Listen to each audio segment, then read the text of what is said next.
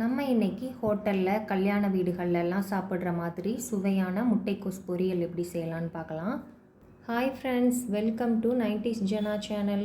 என்னோடய சேனலை first time பார்க்குறவங்க சப்ஸ்கிரைப் பண்ணிவிட்டு பக்கத்தில் இருக்கிற பெல் பட்டன் அழுத்திக்கோங்க. ரொம்பவே டேஸ்டான கோஸ் பொரியல் பண்ணுறதுக்கு 2 ஸ்பூன் அளவு பாசிப்பருப்பு எடுத்து அதை அரை மணி நேரம் ஊற வச்சுக்கலாம். ஒரு வெங்காயம், ஒரு பச்சை மிளகாய் கட் பண்ணி எடுத்து வச்சுக்கலாம். இப்போ நாம் பொரியல் பண்ண ஆரம்பிச்சிடலாம். அதுக்கு அடுப்பில் ஒரு பேன் வச்சுக்கலாம். அதில் 2 ஸ்பூன் அளவு எண்ணெய் சேர்த்துக்கலாம். எண்ணெய் சூடானதும் அரை ஸ்பூன் கடுகு சேர்த்துக்கலாம். அரை ஸ்பூன் உளுந்தம்பருப்பு சேர்த்துக்கலாம். கடுகு வெடித்ததும் நாம் கட் பண்ணி வச்சுருக்கிற ஒரு பெரிய வெங்காயத்தை சேர்த்துக்கலாம். கூடவே ஒரு பச்சை மிளகாய் கட் பண்ணிவிட்டு சேர்த்துக்கலாம். மிளகாய் நீங்கள் காரத்திற்கு ஏற்ப சேர்த்துக்கோங்க. 2 கொத்து கருவேப்பிலை சேர்த்துக்கலாம். எல்லாம் சேர்த்துட்டு வெங்காயத்தை ஒரு நிமிஷம் மட்டும் லைட்டாக கண்ணாடி பதம் வர வரைக்கும் வதக்கிக்கலாம். வதக்குனதுக்கப்புறமா நாம் கட் பண்ணி தண்ணியில் போட்டு வச்சுருக்கிற முட்டைக்கோஸை நல்லா பிழிஞ்சிட்டு உள்ளே சேர்த்துக்கலாம். இந்த மாதிரி முட்டைக்கோஸில் இருக்கிற அந்த பெரிய பெரிய தண்டு மாதிரி இருக்கிறத கட் பண்ணிவிட்டு எடுத்துக்கலாம். மீதம் இருக்கிறத இந்த மாதிரி நீளமாக கட் பண்ணி எடுத்துக்கலாம். அதை நல்லா பிழிஞ்சிட்டு உள்ளே சேர்த்துக்கலாம் தண்ணி இல்லாமல். எல்லாத்தையும் சேர்த்ததுக்கப்புறமா இதில் ஒரு அரை ஸ்பூன் அளவு உப்பு சேர்த்துக்கலாம். நீங்கள் எடுத்துருக்கிற கோஸ் அளவை பொறுத்து உப்பு சேர்த்துக்கோங்க. நான் ஒரு மீடியம் சைஸ் கோஸில் பாதி அளவு எடுத்துருக்கிறேன்.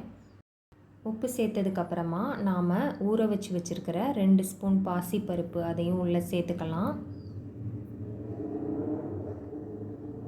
எல்லாத்தையும் சேர்த்துட்டு இப்போ எல்லாத்தையும் நல்லா கலந்து விட்டுக்கலாம். எல்லாத்தையும் கலந்ததுக்கப்புறமா லோ ஃப்ளேம்லேயே வச்சு ஒரு நிமிஷத்துக்கு வதக்கிக்கலாம்.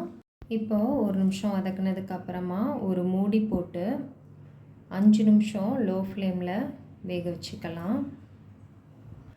கல்யாண வீடுகள்லாம் சாப்பிட்ற மாதிரி கோஸ் கூட்டு நல்லா சுவையாக வர்றதுக்கு நாம் லோ ஃப்ளேம்லேயே வச்சு கோஸை நல்லா வேக வச்சு எடுத்துக்கணும். தண்ணி எதுவும் தனியாக சேர்க்க தேவையில்லை. நாம் கட் பண்ணி தண்ணியில் போட்டு அதை தான் பிழிஞ்சு வச்சதுனால கோஸில் கொஞ்சம் தண்ணி இருக்கும். அதை மூடி வச்சோம்னா கரெக்டாக இருக்கும்.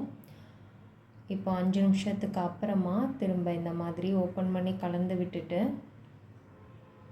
இன்னொரு 2 நிமிஷம் மூடி வச்சு வேக வச்சுக்கலாம் லோ ஃப்ளேம்லேயே வச்சு. கோஸ் ரொம்ப வெந்து வந்தாலும் அதோட டேஸ்ட்டு கலர் எல்லாமே மாறிடும். அதனால் கோஸை ரொம்ப முழுமையாக வேக வைக்கக்கூடாது. பாருங்கள், நமக்கு நல்லா கலர் சேஞ்ச் ஆகாமல் கோஸ் நல்லா வெந்து வந்திருக்கு.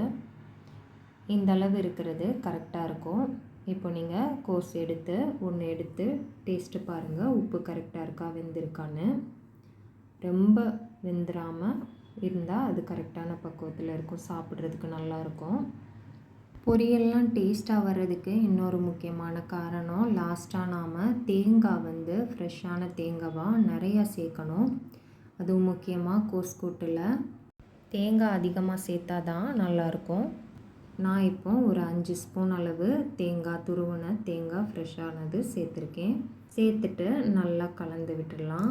தண்ணி எதுவும் இல்லாமல் நல்லா ட்ரை ஆனதுக்கப்புறமா தேங்காய் சேர்த்துக்கணும். தேங்காய் சேர்த்துட்டு உடனே அடுப்பை ஆஃப் பண்ணிக்கலாம். இப்போ நல்லா எல்லாத்தையும் கலந்து விட்டுக்கலாம். இப்போ நமக்கு ரொம்பவே டேஸ்டான கலர் சேஞ்ச் ஆகாத கோஸ் கூட்டு ரெடி ஆயிடுச்சு. இது ஹோட்டலில் கல்யாண வீடுகள்லாம் சாப்பிட்ற மாதிரி நல்ல சுவையாக இருக்கும். கண்டிப்பாக இந்த மாதிரி எல்லோரும் ட்ரை பண்ணி பாருங்கள். ட்ரை பண்ணி பார்த்துட்டு எப்படி இருக்குன்னு சொல்லி எனக்கு கமெண்ட் பண்ணுங்கள். என்னோடய சேனல் பிடிச்சிருக்குன்னா லைக் பண்ணுங்கள், சப்ஸ்கிரைப் பண்ணுங்கள். தேங்க்ஸ் ஃபார் வாட்சிங்.